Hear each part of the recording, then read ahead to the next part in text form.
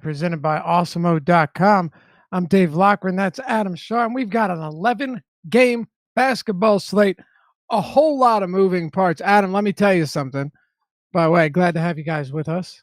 And ladies, writing the deep dive today was pure hell because significant news that kept dropping. Not little pieces, not Jordan Bell is out, stuff like that. None of that. Like the real deal, big news that changes the landscape of the entire slate. So at least on the bright side, it appears as though, aside from the guys that remain doubtful, which we're going to assume are out for the sake of trying to keep this show at a decent time, at least we have most of the big news either out, in, or doubtful, and not as many big-time questionables. Yeah, I mean, I think Teague and Turner are really the only two questionables. Yeah, that's all I'm seeing as well. So as of now, we're in a decent spot, but we have 11 games to get through, so we're going to get started and jump right into it with Cleveland and Portland. Cleveland Cavaliers are 9.5-point dogs at home, 225 total. Tell you what, though, I don't care if they're 12, 13-point dogs or anything like that. Kevin Love has played 6 minutes, then 16, then 22, then 26. Since returning, he's producing 1.71 fantasy points per minute. On the season, he's up around 1.4 fantasy points per minute. He did not close last game out, which was competitive. His rotations were, he came in to start the fourth quarter, came out with around 5 or 6 minutes left. I mean, judging by what we've seen from how Larry Drew has provided him more minutes each game, I'm going to bump his minutes up even a little bit more today, which means at his current price point, it's really hard not to like him. Yeah, he's really the only guy from the Cavs that I really like. And there are still plenty of options on this slate. That's obviously something to keep in mind as we go through is there's no shortage of good plays. But, you mentioned his season average points per minute this year. Even going back to last season, if you take off LeBron and Dwyane Wade and Isaiah Thomas and Derrick Rose, the high usage guys that he would be playing with, he's averaged 1.41 points per minute since the start of last season over close to 250 minutes, 21% rebounding rate, 30.5% usage rate over those minutes. Still only 6,900 on DraftKings. I haven't projected for 28 minutes. I don't want to go, too crazy with assuming that he just keeps getting, an extra 4 to 6 a game. But since he didn't even close last game and still played 26, I'm okay getting to 28, and it makes him a pretty strong play. So the one thing for me that made it a lot, like, you're right, there's a ton of options on this slate. We've got 11 games. One thing that stood to me is the projected ownership, at least earlier in the day, was really low. And if that is expected to be the case, then it just makes me like him more, because the thing about Kevin Love is this is someone that you could win lineup. He's right now projected to have 3% ownership on DraftKings. I do think it'll be higher than that. I think when we run an update, then you'll see it increase a bit. But I still don't expect it to be really popular whatsoever on FanDuel. 4%. That makes a difference to me, man, when you're talking potentially sub 5% on a guy that, even if he did play only 28 minutes, could drop 50 plus like he did last time out. Yeah, and it makes it nice because it means that you can pretty easily get overweight on him without, your whole night hinging on it. Just even taking last game as an example, I had like 10% Kevin Love, which, if he had sucked, it wouldn't have really mattered for me. But that was like 3 times more than the field, and him scoring 50 points put me in a really good spot with a lot of lineups. All right. By the way, am I cutting in and out on you? Yeah, I figured it was me. Huh. Interesting. Actually, I don't know why. Yeah, everything looks good on mine. I'll tell you what, man, past week has been miserable. I don't know why that would be happening whatsoever. I can do a speed test, but I mean, how bad is it? Can we keep talking while I try and get it fixed? Right now, it's perfectly fine. While you were talking before, it was less than perfectly fine. Okay. Interesting. Speed test right now, everything looks really solid. So I don't know. But Josh, why don't you just go ahead and alert me if we get anything Will do. on your end? This seems to be problematic. All right. Anyway, anything else on Cleveland or Portland, Adam? Because this game, for the most part, is not something that I'm really interested in. Yeah, I mean, that's the case in a lot of these early games for me. Love's the thing that stands out. Ante Zizic did play 30 minutes last game. I think he's if you're multi-entering, he's a reasonable play. He's not someone that I would expect to get to in any sort of, single entry format. I do think that CJ McCollum at 6,400 on DraftKings is actually pretty interesting. He grades out as my best play on Portland on the site. I'm projected for 36 minutes. It's obviously a good spot against a bad Cleveland team. Lillard and Nurkic are both, good plays as well, but McCollum's price, I think, is just a little bit too cheap. Over the last month plus, he has a 26% usage rate.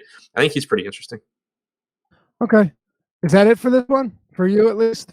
Yeah, as far as, anything that comes close to being like a more than a sprinkle play. All right. Yeah, Kevin Love for me would be the one that stands out most, especially if he continues to go as low end as we expect. Josh, do you know when the last update on ownership projections was? I can tell you. Because this morning. I mean, that's I would guess we get one shortly. Yeah, you would think we'll get one in the next 30 minutes or so. Keep an eye on that. I'll let you know when it pops out. Appreciate it. Yeah, we've definitely had some changes throughout the day, but I would expect Love to still remain pretty low. Now, I think also, Adam, just before we move on, it is an 11-game slate, so I don't expect anyone to be wildly high on.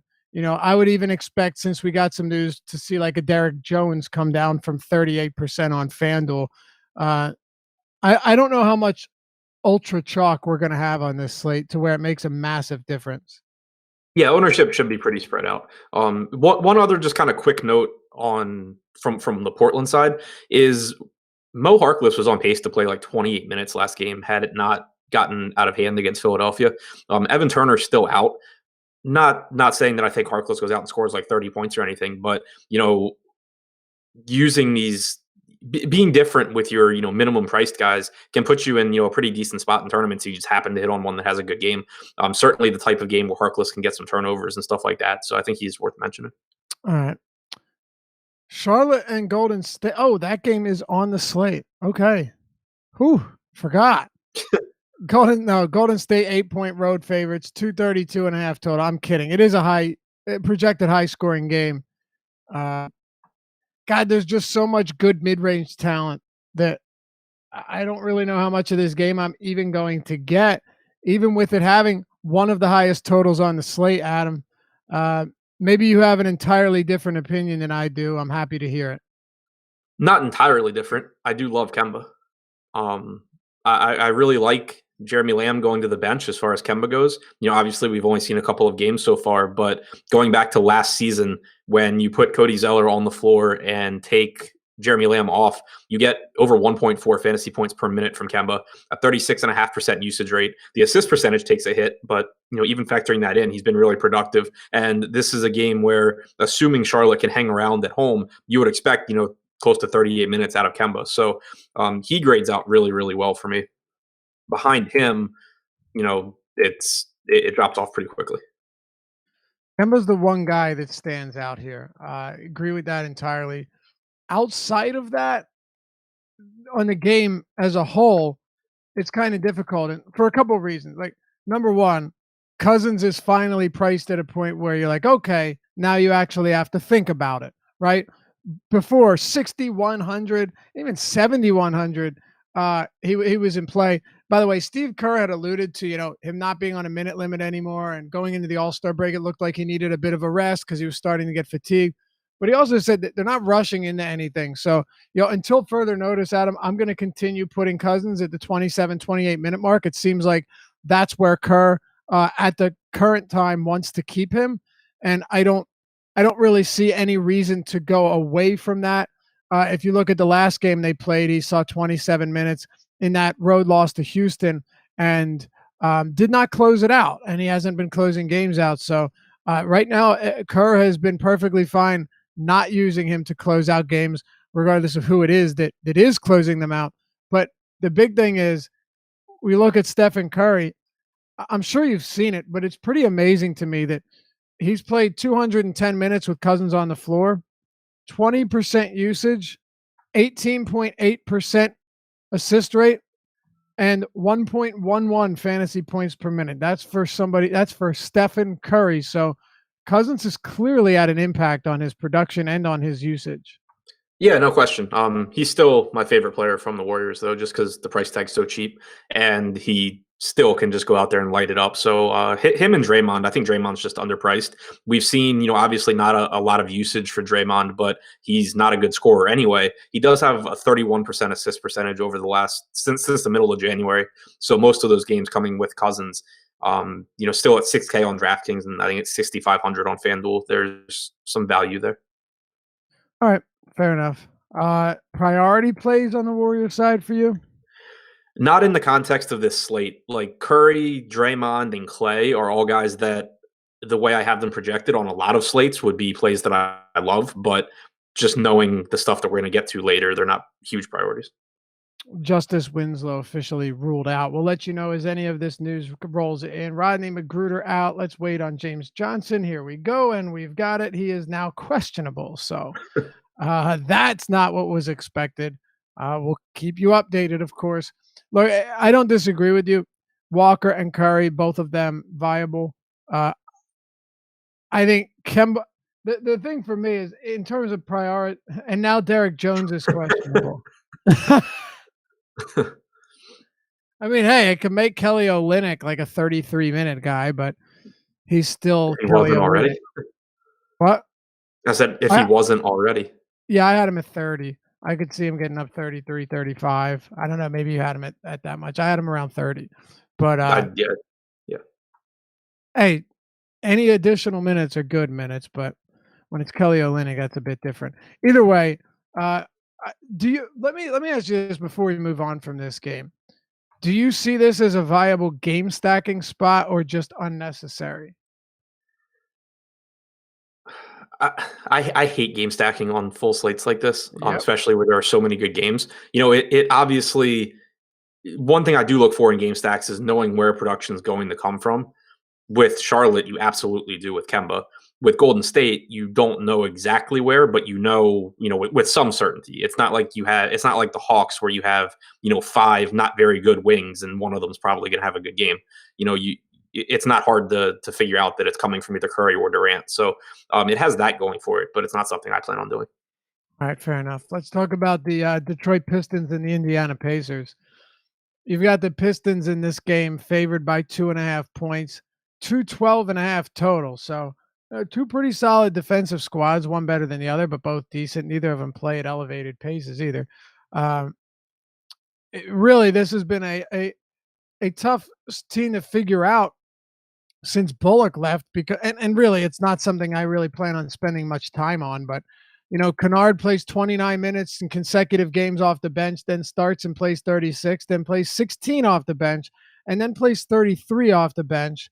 Meanwhile, Wayne Ellington is playing 30 plus minutes a night, played 24 last game in that blowout. But yeah, it's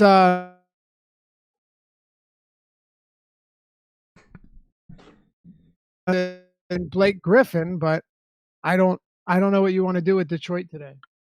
Yeah, I don't have anything from this game that I expect to get a lot of in my lineups. Blake and fine, obviously. Blake, especially on FanDuel, is actually less expensive than on DraftKings, which is nice. But in the context of the slate, I just would be shocked if I get heavy exposure to anything in this game. Yeah, me too.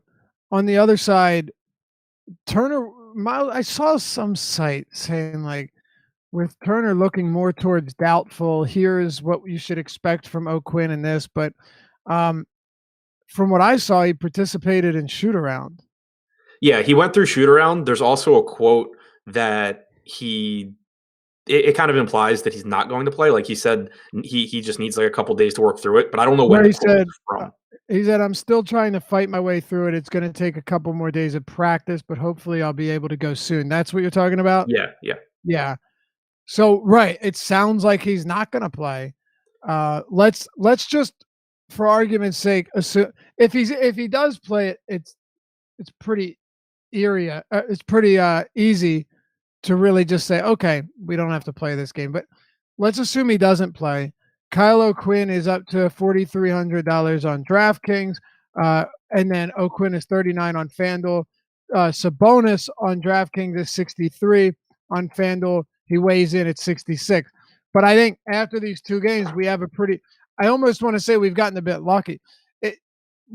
27, 28 minutes for Sabonis, and then 20, 21 minutes for O'Quinn is what we should expect, even if Turner's out.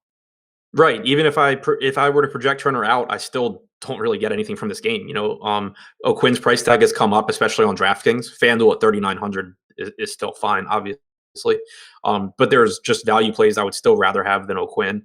Sabonis, even if you gave him a couple more minutes because of this big Detroit front court, even if I gave him 30, 31 minutes, he just grades out as like perfectly average, whereas you have a million good plays, even at power forward on this slate. So I really don't even care if Turner plays or not. Right. When they were cheaper, and I'm not saying they're wildly overpriced, but when they were cheaper, it was a lot easier to say, all right, I'll take the 28 minutes to 20 minutes. It's a little bit different now, knowing that, like, if Sabonis, if we thought he could play 32 minutes, this would be way different for me. But 27, 28 minutes against Drummond and Blake front court, where rebounds are going to be more difficult to come by, I'm with you. I don't really think it's a spot we need to prioritize. So. Yeah, it's just a lot of things working against it. On some slates and in some matchups, they would be, the top, top plays on the slate. But on this slate, in this spot, I just don't get there.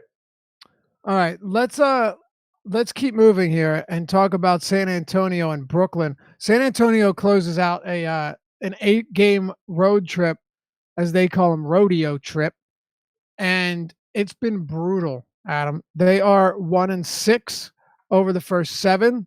They lost to Portland. They lost to Utah. They beat Memphis. They lost to Toronto. They lost to the Knicks at Madison Square Garden, where the Knicks got their first win in 12 weeks. They also lost to the Warriors by 39 points, and they lost to the Kings by 15. That's what this road trip has looked like for the Spurs. They close it out against the Nets. But more than that, defensively, this Spurs team has been atrocious. I mean, not just, they've been pretty bad. It might be a blip. They've been horrible. Like, no team has a worse defensive rating than the Spurs over the last 30 days. No team. They are playing at a faster pace, though, about 101 possessions per 48.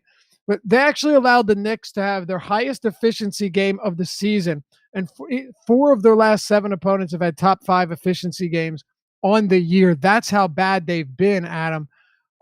D'Angelo Russell hasn't been impacted negatively by Karis LeVert either. Since he and Allen Crabbe have returned, Russell's per minute production and usage and assist rate have all stayed pretty consistent.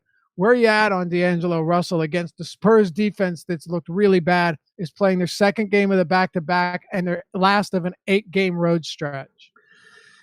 He's my favorite play on the Nets. I'm just still not that high on the Nets, given all the other plays on this slate. I don't expect another 38 minutes out of Russell.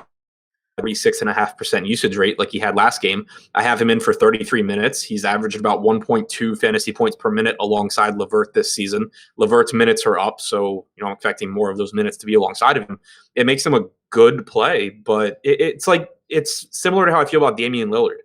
I think that he's going to give you a score where you're happy. In a vacuum, if someone told you the score Russell gets at $8,400, you're happy with it. But you also probably look at like 3 other guys and you're just like, damn, I wish I had them instead. Yeah, I think it's a fair take. I don't have any issue with that. And that's really it for Brooklyn. But I do I probably like Russell a little bit more than you do. I expect this game to be real competitive. I like Aldridge on the other side, honestly. He sat out 1 game all year. He's played the other 9 back-to-backs they've had. And yesterday he played 21 minutes because he got in the early foul trouble and then didn't close it out because they were getting their asses kicked. It's a really good matchup for centers. Aldridge hasn't been limited in back-to-backs. And I don't really know if Popovich can limit or sit him in a game where they need to win. Like, they're barely hanging on to their spot as 7th, while tied for 7th and 8th in the West. What are your thoughts on Aldridge at 7.5 on DraftKings and 8K on FanDuel?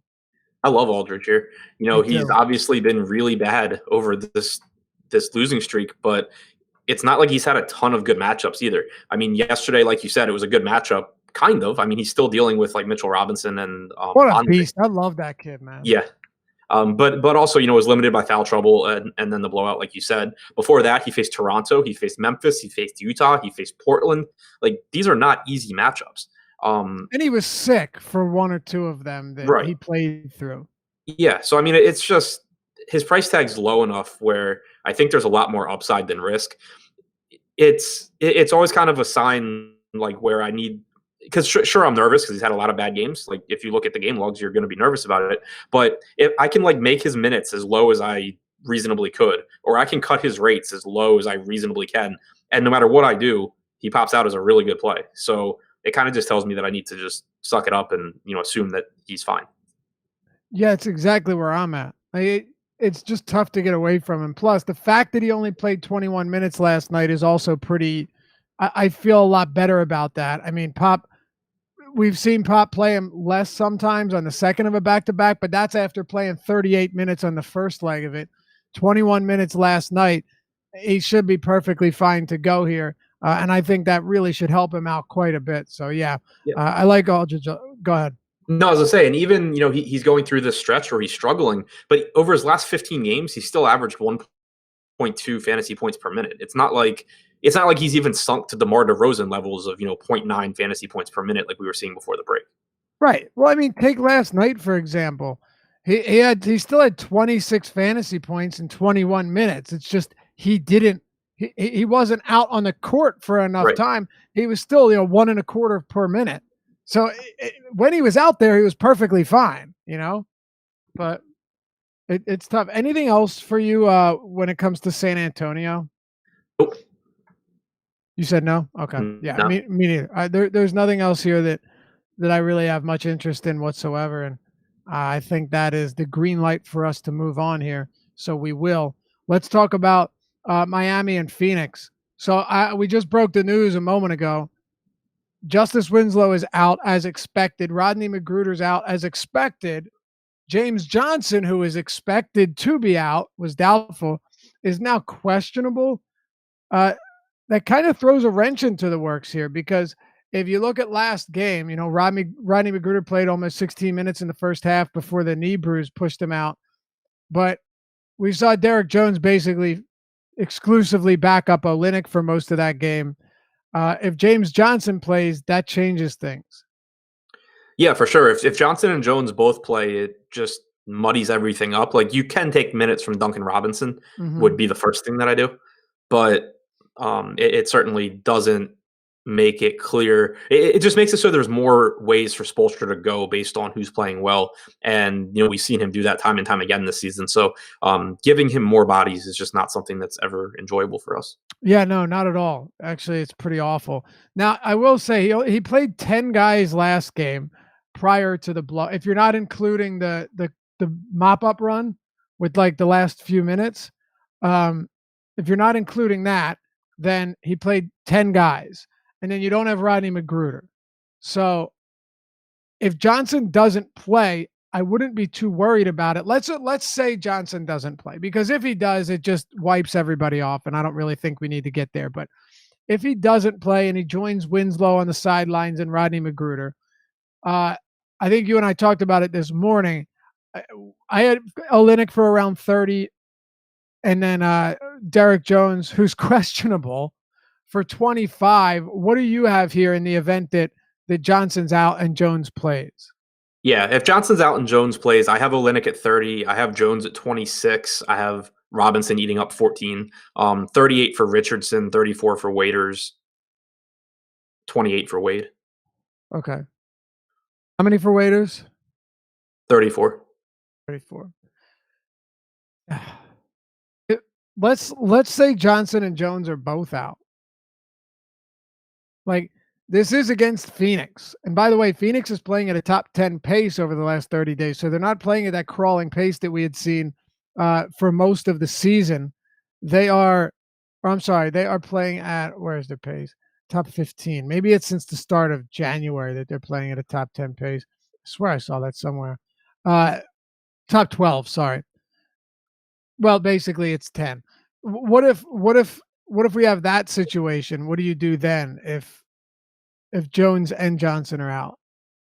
I would probably give Olynyk a couple more minutes, but I think that what would basically happen is Duncan Robinson would get more minutes. Ryan Anderson would probably leave the bench. Um, I think that for the most part, it would kind of be inconsequential. You would just get more solidified minutes for the other Miami guys. But that most of those minutes would probably be eaten up by aren't going to matter for fantasy. Okay, fair enough. What are we doing with Miami elsewhere? You like Richardson? You like, Whiteside, I think, can always be a huge, huge tournament play in terms of the upside that he has against a really bad Phoenix front court. Go ahead. Yeah, I like the entire team. You mentioned Whiteside. I have him projected for 27 minutes here. Obviously, it can go 3 or 4 minutes in either direction, but he comes in at Kings as my fourth favorite, actual center, not counting the power forwards. So I like him a lot. Josh Richardson, I just don't really see a way around him playing 37 or 38 minutes. So even though he's been really bad lately, it's such a good spot. It's such a nice price tag for him on all sites that I like him. It's definitely a night that looks like I'm going to have multiple Miami guys in most lineups. Yeah, it never feels good, but I think you're going to have to. We need to pay close attention to this news, though. Like, I don't think Richardson's really going to be affected. Certain players aren't going to be affected. Whiteside is still going to split his minutes with Bam Adebayo, but when it comes to some of these forwards, it's going to have pretty heavy implications on it. So we'll see. We'll see. I just always have such a difficult time. You had mentioned something about Love, where you're saying a lot of times you don't need to go insane with Kevin Love just to get, to double or even triple the field. With Whiteside, you'll probably need a little bit more. I think we have him projected at like 13% ownership on FanDuel. On DraftKings, we have him at 10%, but it's still not like he's going to be chalk here. So whenever you're trying, if you have 20% Whiteside, you're still doubling the field. Not saying you have to, but God, 28, 29, 30 minutes from Whiteside in this matchup could be 60 plus fantasy points. We've seen it too many times. Yeah, no question. And the price tag's just at a point where there's a lot more reward than risk. There you go. Yeah, exactly. He could play 23 minutes and still not kill you. So right. I like seeing that. On the opposite side of the ball, Tyler Johnson was certainly good to us the other day in a great spot against Atlanta. But aside from that, since joining Phoenix, his usage had been through the floor. Now you face a Miami team that plays pretty strong defense. But aside from that, I don't really know if Phoenix is a team that I have much, if any, of tonight. What are you doing with the Suns? I have like nothing at all. Me neither. Yeah, me neither. I don't see where I can get to really any of them. I don't even want to say with high frequency. I don't see where I'm getting to any of them. Right. It's not, and obviously like Oubre and Booker have ceilings. You don't need us to tell you that. But just so much has to go right for Devin Booker in this spot to be like the guy that you have to have. I would just so much rather allocate ownership to everything else. Agreed. All right. So huge news. Kevin Love having his minutes monitored. Yeah, that's what I was going to mention. Monitored. Yeah. Keyword monitored. That doesn't really mean shit. Like it really doesn't. It doesn't. No, not at all. Let's say this game stays competitive and Kevin Love is his minutes monitored. Means Larry Drew's just going to watch him play. And then he'll be like, how are you feeling?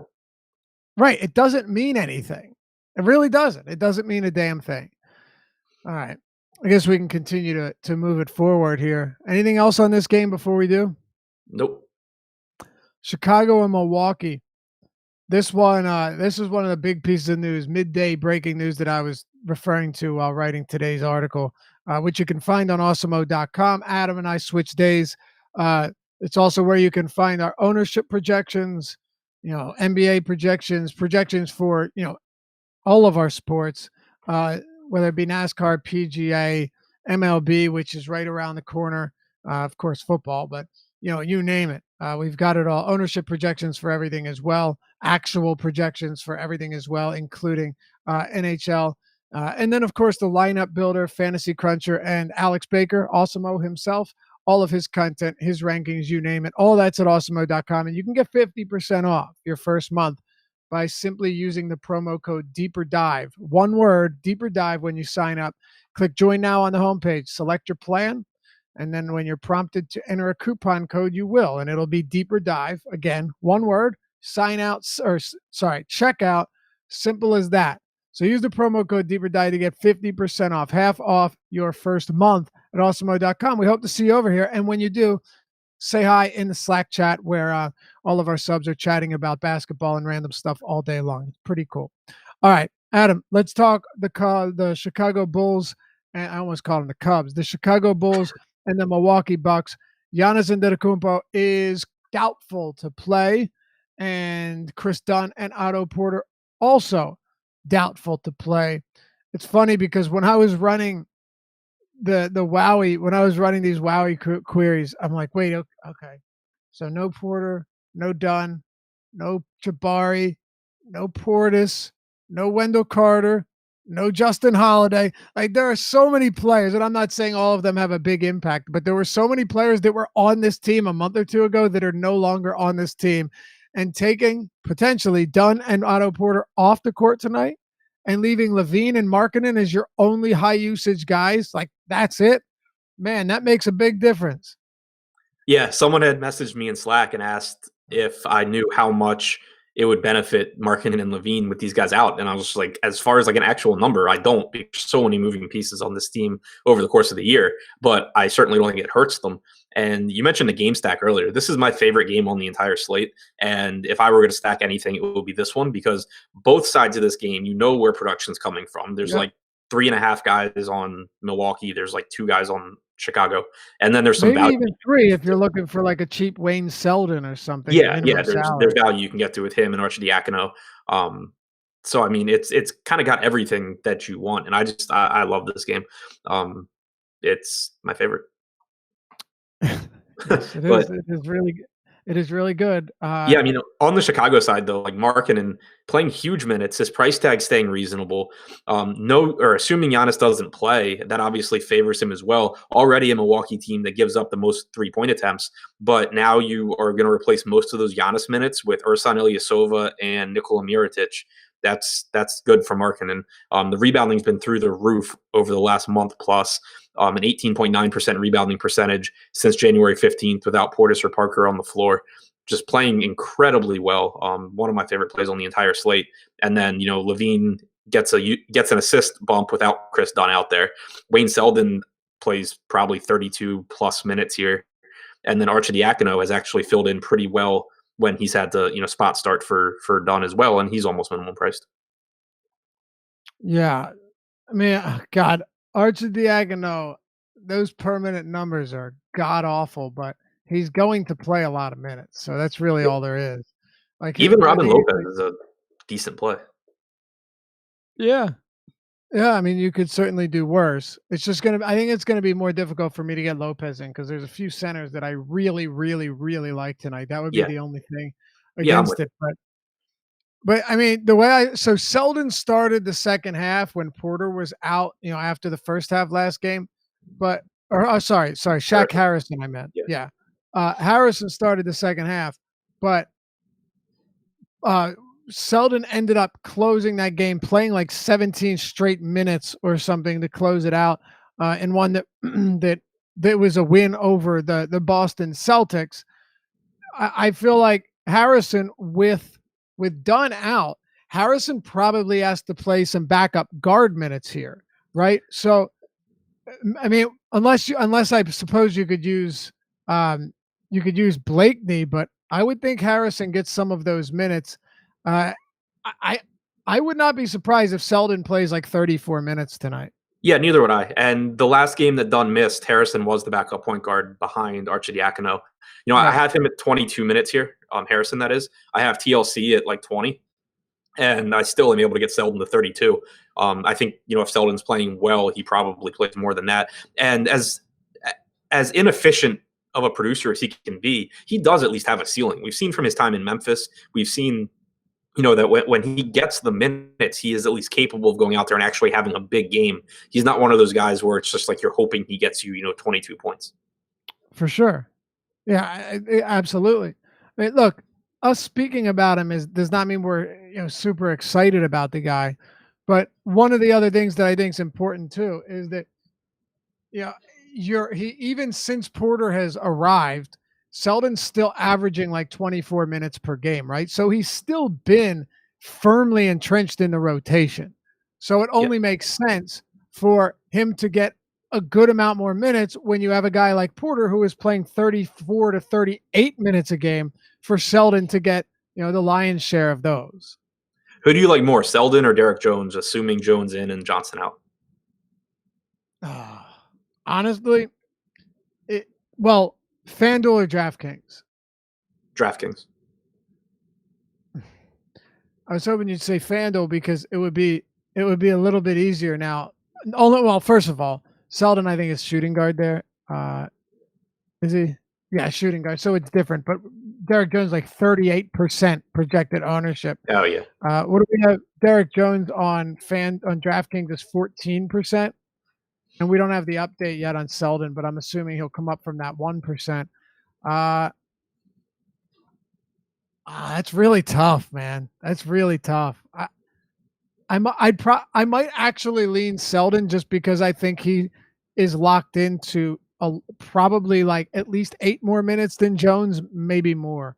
I have Selden, and I mean it's close, obviously, but my answer is definitely Selden. Me too. Yeah, I lean him just because I feel a little bit more comfortable about those minutes. I really wouldn't be surprised. Like Olynyk could play 35 minutes. I'm not saying it's going to happen, but it's possible. And then that could hurt Derek Jones. There isn't really anybody in the way of Selden getting those minutes. So when in doubt, I'll just lean on knowing that he's going to get run.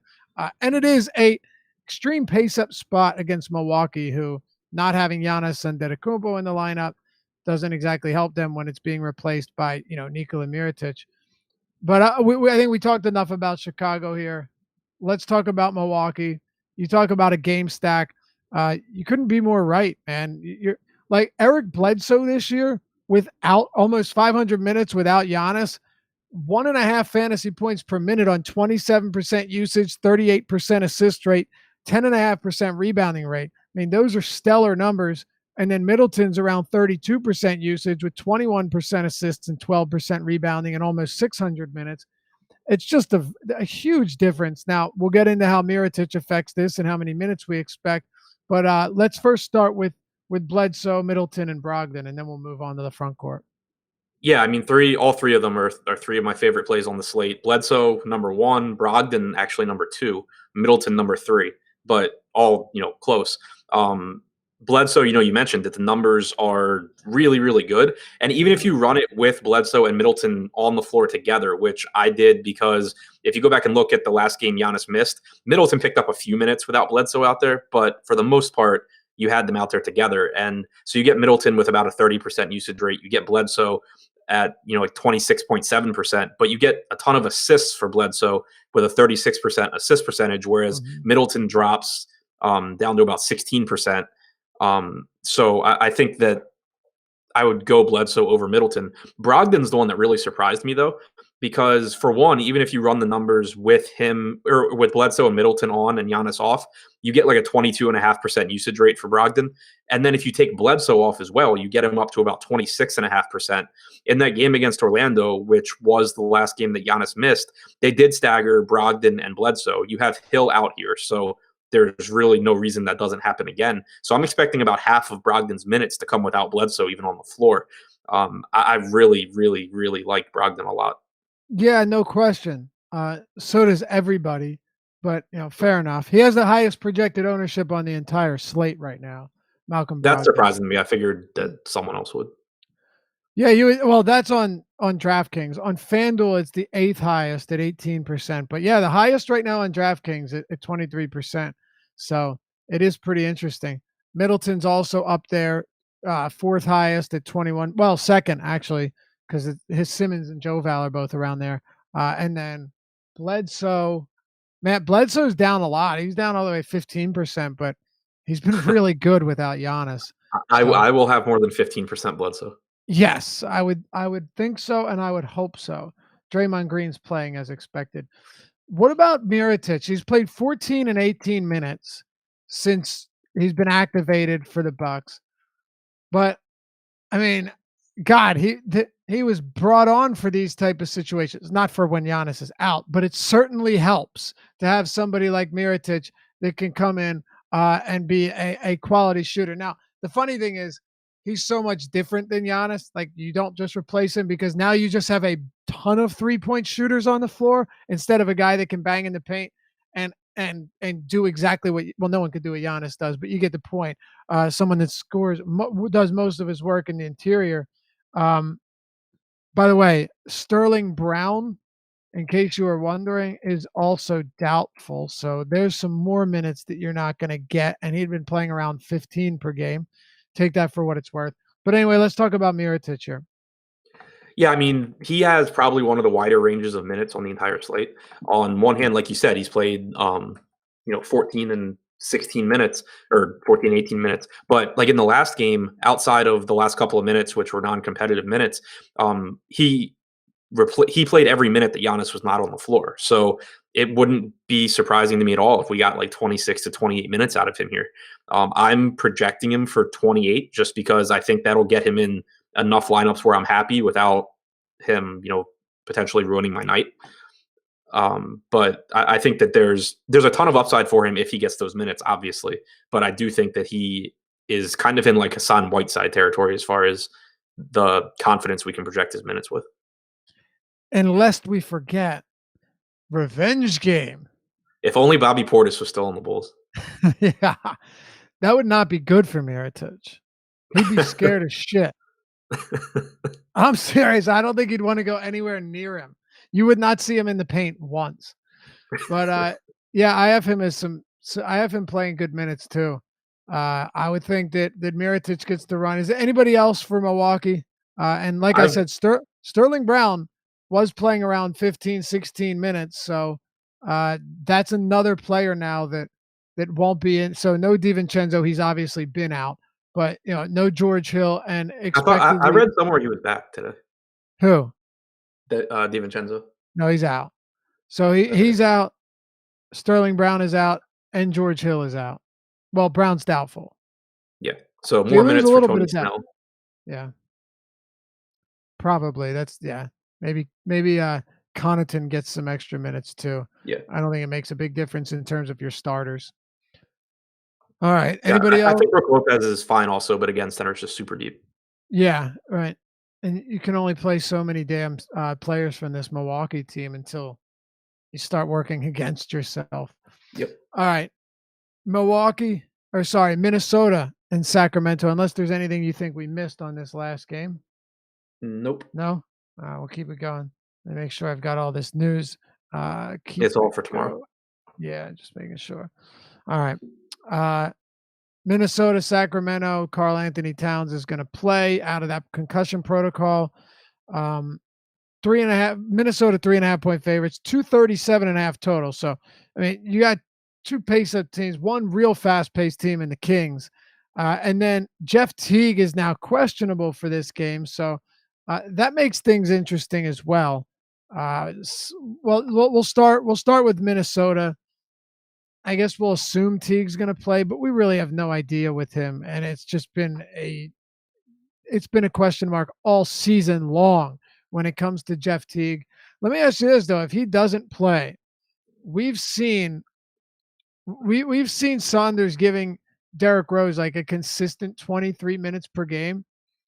How many minutes would you expect Rose to play if Teague is out?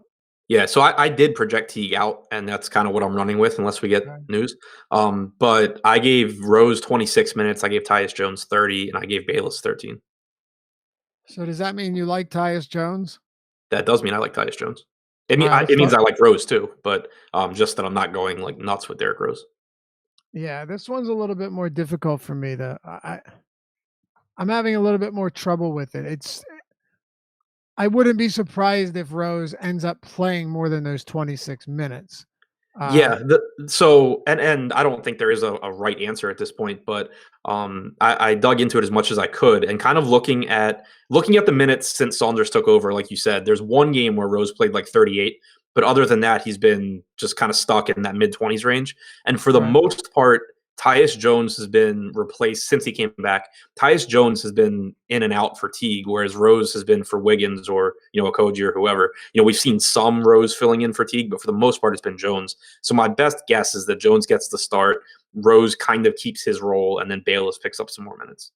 Yeah, I think it's reasonable. I had him at 28 and 28, but Yeah. I think it makes sense. I mean, Rose just as an upside play, man. If he did get you 30 minutes or so, there's a lot to be had there against the Kings. It's just a difficult one to project. Yeah, I mean, even in the 26 minutes, I have him projected for 33 DraftKings points.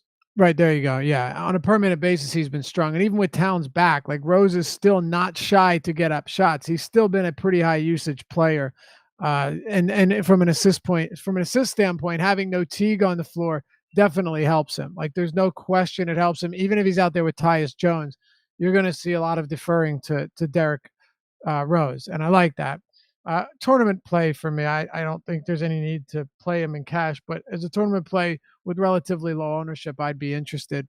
What about Tyus Jones? Where do you have him in terms of prioritizing these guys? Because as of now, we do have a decent amount of value guards, none of whom are like amazing plays, but a bunch of guys below 4K that have to be in the conversation, and Jones is one of them. Yeah. So I have I have him and Arcidiacono almost identical. Yeah. Yeah, I mean, like 26 and 25.6.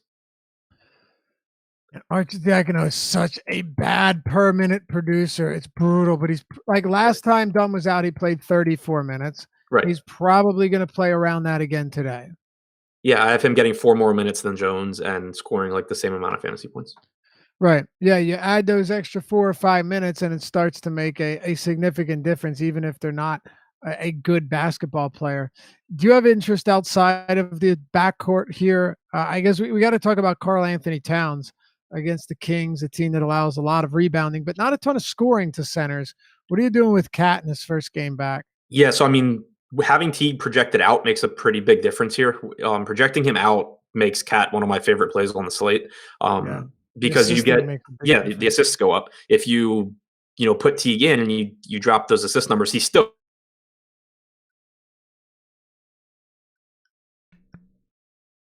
Uh-oh. I thought it was me that dropped because my connection was messed up, but I should have known. I should have known. Well, here you are, Josh. What's up? What are we talking about? Teague? Towns? I wasn't listening. Yeah, I was looking at ramen on Instagram. Really? You a ramen guy? I am a ramen guy. I mean, it wasn't like I searched for ramen to look at just pictures of ramen. It just happened to be the picture that was up. Oh, okay. So you're not like ordering like industrial size ramen off of Amazon. No. Not at all. That would be a little weird. Yeah, for real. But they do have overnight shipping. Sometimes it feels quicker than actually going to the store. Anyway, we're talking about how when Teague is out, it does help Karl-Anthony Towns from a facilitating standpoint, which it does. I mean, we've seen it this year. Yeah. What do you do if Teague is out? Well, I've been prepping the opposite way of Adam so far today, which is assuming that he is in. I thought he was playing. I not thought, but I also have currently had him as in. Yeah. With some contingency plans. So I haven't gone through that sort of thought process. I have Teague in, and I like Teague, actually. Now that we have all these extra like windows and stuff set up in OBS, like I've just immediately transitioned to our NBA strategy like overlay. I'm sharing my screen already, so we're right where we need to be.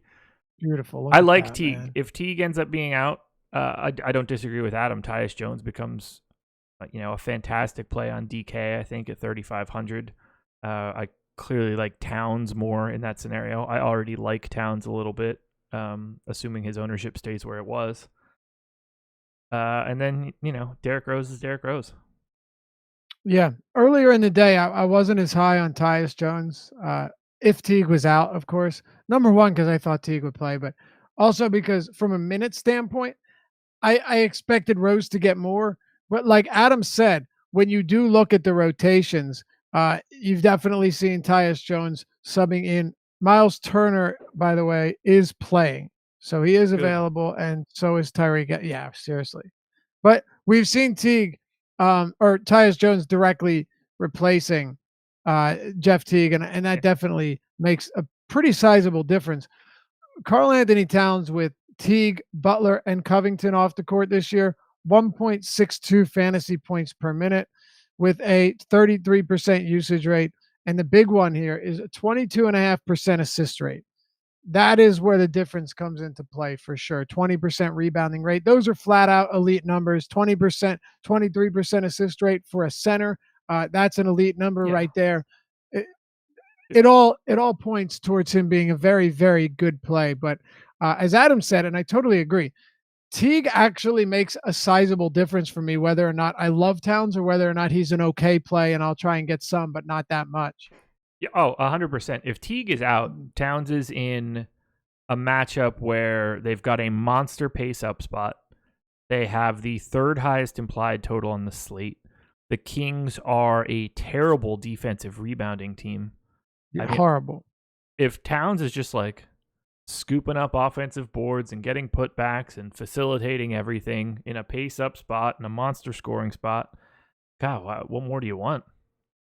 Right. Yeah, it's funny with the Kings because I was actually discussing this with Adam earlier today. When it comes to Atlanta, Atlanta actually does. They're not a bad rebounding front court, and they actually don't allow the highest efficiency to opposing bigs. But there's so many additional possessions and so much increased opportunity that it doesn't really matter that much. It's similar with the Kings, except the Kings are not a good defensive rebounding team, and they also play at an elevated pace. So there's that, and I think we're on the same page there. On the other side, and the other side of this though, with the Kings, I'm not necessarily getting to much of them. Is there anybody for Sacramento that stands out to you? Willie Cauley-Stein for 4,700 is a guy that I have to at least mention that I get a lot of Willie Cauley-Stein regularly. However, 4,700 for a guy that can play 28 minutes, 29, 30. It's just hard to pass up in this scenario, this matchup. Otherwise, no. Bagley's fine, Fox is fine, but I'm not getting much exposure to Sacramento at all outside of Willie Cauley-Stein. Yeah, me neither. I mean, look, I'll say this much. Marvin Bagley is a good basketball player, and I hate Dave Yeager because I don't know what we're getting from Bagley. Somebody had tweeted us the other day. I'm sure you saw it. It was like, if there was one player that you could properly predict his minutes every night, who would it be? Right? Meaning like you knew what he was going to play. No one else did. You did. I voted for Boban. There you go. Sure. And he's basically said, like, who's lost you the most money getting the minutes wrong? Yeah. And the consensus answer was Whiteside. And I think that probably is pretty fair. Yep. No question. It's up there. But Marvin Bagley's been one of them, Josh. Sure. Like when Marvin Bagley, because remember a couple of weeks ago, I said, hey, if Bagley starts getting consistent minutes, 28 and up, I'll totally have a different opinion on him. I love the upside. I love his per minute numbers, the rebounding, the scoring, everything. He does it really well. And he's also somebody that will take enough 3-pointers, 2 or 3 a game at times, 1 or 2, say around 2, to at least give you a little bit of variety here on a site like DraftKings. But the big difference is you don't know if he's going to play 36, 34, 32, or 20 minutes. I can only assume that the way things are trending, he's closer to playing 30 plus every game now than he was playing 20 to 23. That's all I can say. Yeah, I have him in for 32 right now, and that's still not even making me go crazy. No, although I do have at least... I struggle with guys like Bagley or any other real, rookie where we only have a small sample of their information. So I probably regress a little bit more aggressively than most people. So I'm not anywhere near his last 30 days performance from a fantasy point per minute perspective. And you can make a case that that's right. You can make a case that that's wrong. I'm just generally sort of nervous about thinking that like the last 3 weeks of Marvin Bagley are what I need to be using. No, I agree. I said this about Jonathan Isaac the other week. It's like, is he actually better now? And should we begin to project him, for his recent per minute rates, or do we need to look at this as an exception to the rule, or just a hot run where he's putting up big numbers? But Derek Jones is out. Jesus. All right, so there's that. James Johnson is out as well. Yes, so everyone's out. Let's just go back to this quickly. Yeah, that's fine. Dante says, will Adam be written up for this, Laffy? I don't know. Ask Josh. You might have to be now. You might have to be. Get a fucking modem, bro. Anyway, no Derek Jones. That's no a big problem. What is? Jones no modem? being out. Oh, yeah. So Jones is out. Johnson's out. Magruder's out. Yep. Winslow's out. Yep. Shit, man. Olynyk. Here's what we need to do. This is what we're going to do.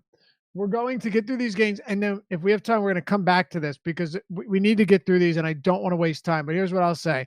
Olynyk right now should be projected to be playing a lot of minutes. Yes. A lot of minutes. Yep. Man, I would... No, that's crazy talk. I was going to say, I almost wouldn't think it's crazy until I changed my tune on that. I was going to say, how crazy would it actually be to see Bam get some minutes at the 4, which would bolster Whiteside's minutes? But have they done it at all this year? That's the thing. Like they're not going to do that. I was just trying to think. Well, they also haven't been in this situation with everybody out, right? Yeah. Like you have Ryan Anderson. You have is Haslam. I guess he's still technically with the team. Emmanuel Terry. That's a person for sure. It is. So maybe Olynyk. Seriously, I would say Olynyk probably plays. It's Spoelstra, so it's hard to say, but Olynyk might play 35 minutes, and then guys like Terry and Anderson play a combined 15 or 13 minutes. So I honestly wouldn't be surprised if Kelly Olynyk just still plays like 28 minutes. Anything's possible. Anything's possible. But I don't think Bam plays the 4. That was my wishful thinking, because how great would that be? Then, if we got that right, that means that Whiteside's seeing a lot of minutes. Guess who's back? Back again. Oh, good. Look at that. Glad to have you back, fella. Glad to be back. Derek Jones out. Have fun. Bye. Yep. Well, I already broke that down, so we have to get through 4 games. Rabashua says, do we not think that Wade plays 30? Honestly, it's possible, but I'll never project Wade for 30 minutes because I have him at 28. That's enough for me. Yeah, I have him at 28 as well. Projecting him for 30 is a very difficult thing to do. All right, let's talk about Memphis and the Lakers, Adam. We've got the Memphis Grizzlies, 5-point home dogs, 222 total. But when you talk about a pace increase, it doesn't get much wilder than this. Like the Grizzlies since the start of January, 97 possessions per 48. The Lakers, 104. So you have a 7 possession differential here. It's massive. And Jonas Valanciunas is just staring me in the face and saying, if you don't play me, you're a dummy. Yeah, I don't know how to get away from it. I had a ton of him last game. That worked out even better than I expected it to. I have him projected for 28 minutes here. He played 30 last game, so I think he could go even higher. The reason I went 28 is because, for one, I'm still going to get a ton of him. And for 2, last game we saw him and Noah play some minutes alongside of each other against a big front court with Zizic and Larry Nance. Here against the Lakers, against the obviously smaller front court, I'd be surprised if they play alongside each other. And I didn't want to give Noah less than 20 minutes with how he's been playing, so I just went 28 and 20. still gets me a ton of Valanciunas. Obviously he's been very good on a per minute basis since joining the Grizzlies. But even if you go back to get a bigger sample size, if you go to Toronto this year, take Kawhi Leonard off the floor because there's no one on Memphis that is anything like Kawhi Leonard. And you get 1.4 fantasy points per minute from Valanciunas. He's just an absolute monster. It's a really nice spot for him. I have no reason not to like him here. I said this to Dan on the Early Bird podcast last night, and I told him I'd been saying this for years. Probably you and I have discussed it. If Joe Val averaged 30 minutes per game, he'd be like a high 8K player. Yeah.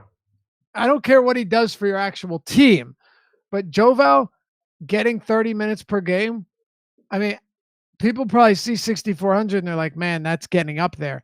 Okay, but 30 minutes of Joe Val at 4,500 is, you're an idiot if you don't play him. So 6,400, I really still do not have even the slightest problem with that. 76 on FanDuel is a little different. But if Joe Val dropped 50, another thing, Adam, and we have to get through these games, but one thing to be considered as well, it's not just, 30 minutes for Joe Val against, Dallas or against, name a neutral matchup, against Detroit, against Miami. It's 30 minutes against a Lakers team that defensively has been one of the worst in the league over the last month, particularly since Lonzo went out. Front court defense is trash. They allow some of the highest rates to centers in the points and rebounding department. I mean, it's a phenomenal matchup on top of the fact that he's getting big minutes in the starting lineup. Yeah, exactly. There's just no reason for me not to like him here. What are you doing with the rest of Memphis? Because it's a tough team to love. I think personally, even though we don't have word on it, I think Conley's going to start playing around 30, 31 minutes per game. I'd be surprised if he continues to get huge minutes over this final stretch of the season. But it is the Lakers. What are you doing outside of Joe Val? Yeah, I mean, I like Conley. I have him at 34 minutes. He played 36 in the first half of that back-to-back, then played like 30. I'm not super confident, but I think that he could play more than 34. I think he could play less, and it kind of gives me a pretty good sweet spot on him. 30 in a game that was very competitive up until the end. That was a little bit concerning, but you're right. It was a back-to-back. Go ahead. So I mean, I have 34 for Conley. I think it'll get him in some lineups without being someone I get a ton of. Beyond that, though, not a whole lot for me. DeLon Wright certainly in conversation as a value play, but I would rather get Arcidiacono. I'd rather get Tyus Jones if Teague does sit.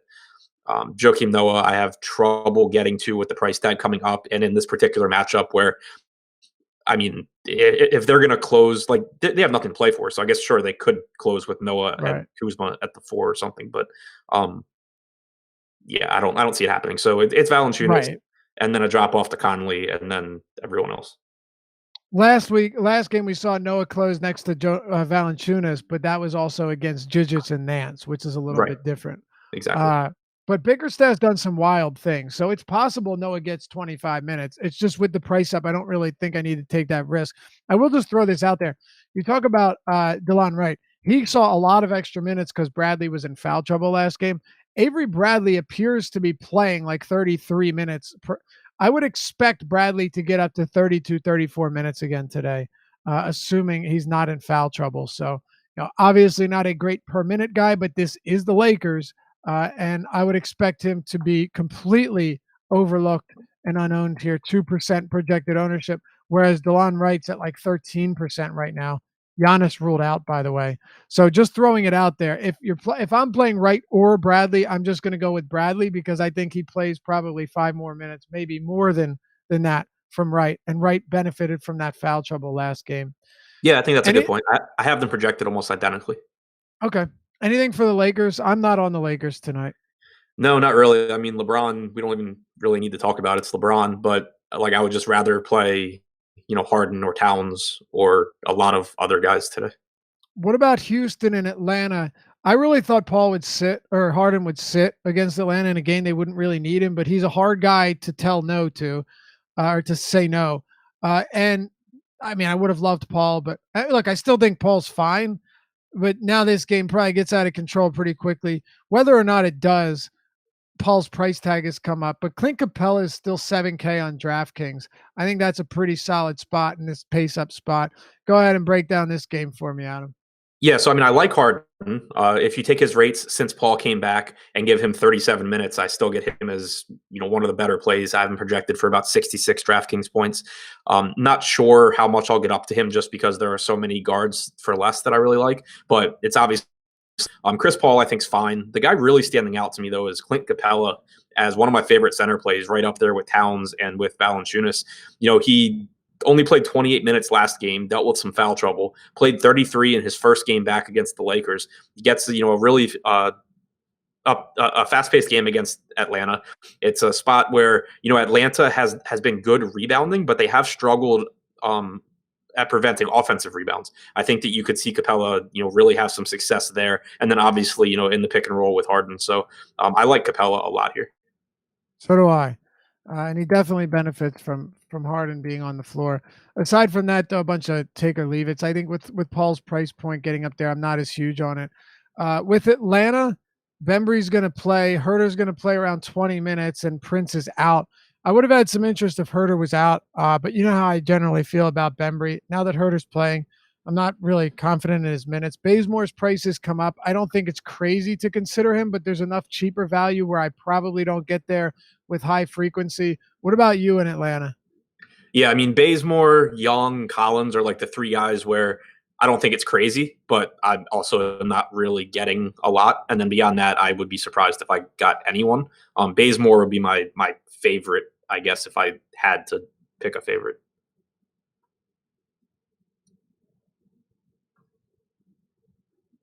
Am I still here? You are still here, actually.